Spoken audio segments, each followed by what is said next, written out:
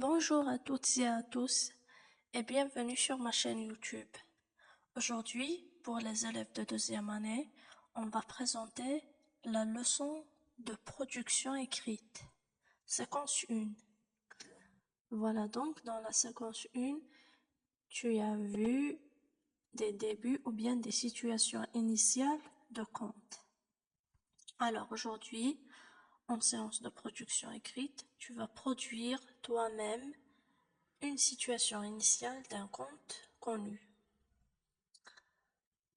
Donc, on te dit, tu as trouvé une feuille sur laquelle est écrite l'histoire de Cendrillon.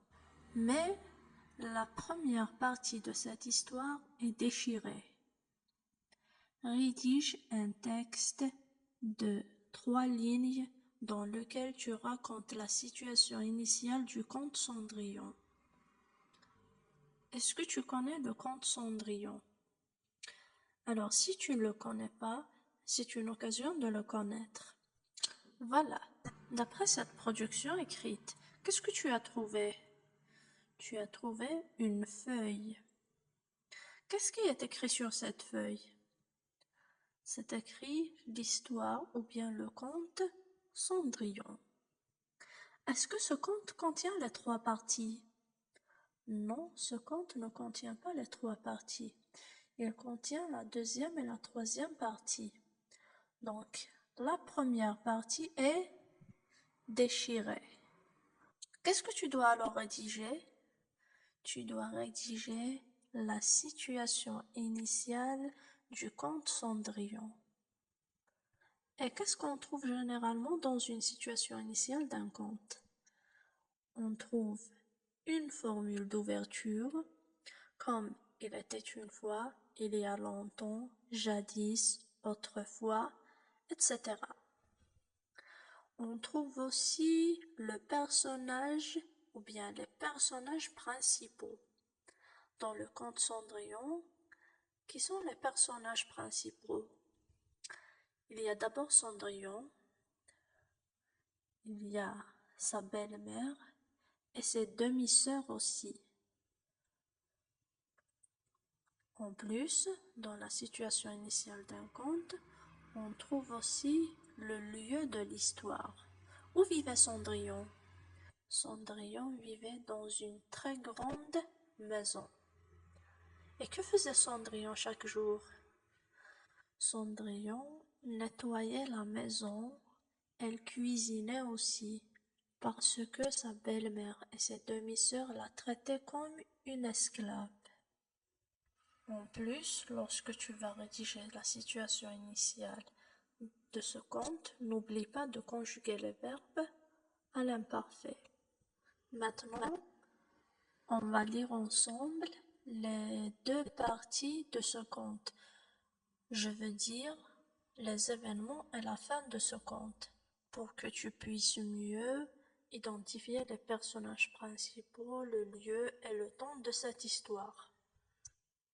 Un jour, le roi organisa un bal pour que son fils, le prince, trouvât une épouse. Les 2 belles-sœurs de Cendrillon se préparèrent avec soin pour y aller. Elles mirent de belles robes et se firent coiffer. Mais Cendrillon n'eut pas le droit d'y aller, car elle n'avait pas de robe à porter. Elle fut très triste et se mit à pleurer. C'est alors que sa marraine, qui était une fée, apparut.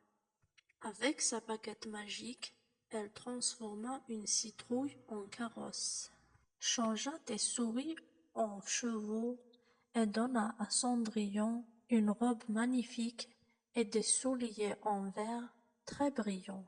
Avant de partir, la fée lui dit de rentrer à la maison avant minuit, car après, tout reviendrait comme avant.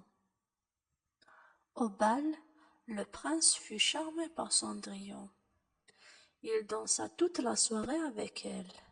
Personne ne la reconnut. Mais quand l'horloge sonna minuit, Cendrillon s'enfuit en courant. Dans sa fuite, Elle perdit un de ses souliers en verre sur les marches du palais.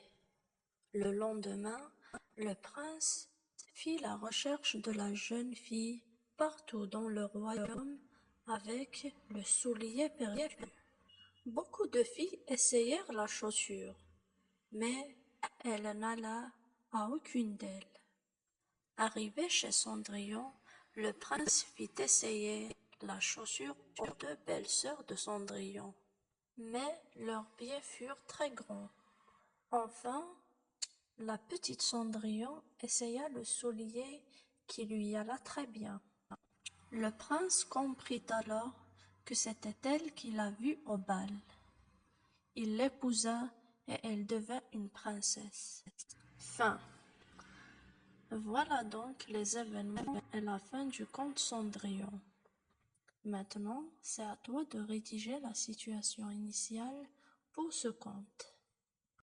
Bonjour à toutes et à tous et bienvenue sur ma chaîne YouTube. Aujourd'hui, pour les élèves de deuxième année, on va présenter